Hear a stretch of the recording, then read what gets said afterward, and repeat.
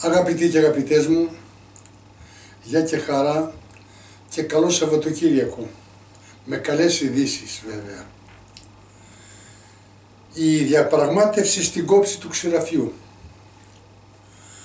Ακόμα και το ερώτημα που έχουν υποβάλει στον Πρωθυπουργό, αν θα μπορέσει να περάσει τη συμφωνία από τη Βουλή, φανερώνουν τους στόχους τους. Ακόμα και αυτή η απέτησή τους, πρώτα να ψηφιστούν τα μέτρα από την Βουλή των Ελλήνων και μετά θα τεθεί το θέμα στα κοινοβούλια τους, αποκαλύπτουν με το πιο σαφή τρόπο ποιος είναι οι επιδιώξεις τους. Να χάσει τη δεδηλωμένη κυβέρνηση και να συγκροτηθεί με τον τρόπο που αυτοί ξέρουν, κυβέρνηση εθνικής ενότητας με άλλον πρωθυπουργό, όποιος πικραμένος κι αν είναι αυτός. Ο κύριος Σαμαράς το επικαλείται άλλωστε συνεχώς δημόσια, παρόλο που γνωρίζει ότι αυτό δεν είναι και τόσο εύκολο να πραγματοποιηθεί.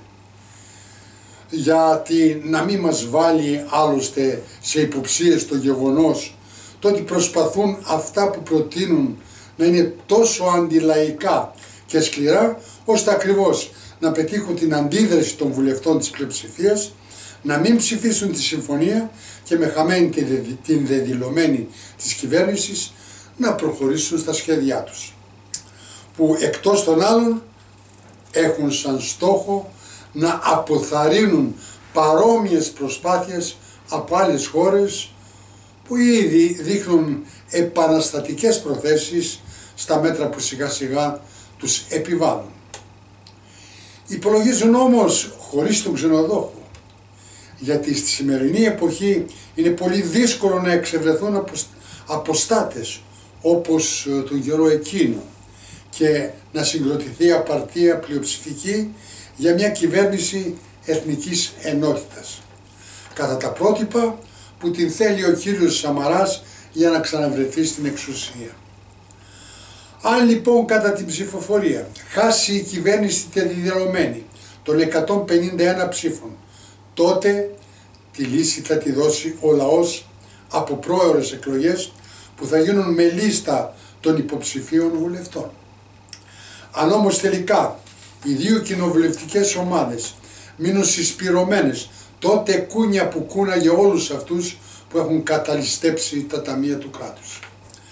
Αυτό που περνάει σαν μήνυμα ο Αλέξης Τσίπρας από την επιμονή του,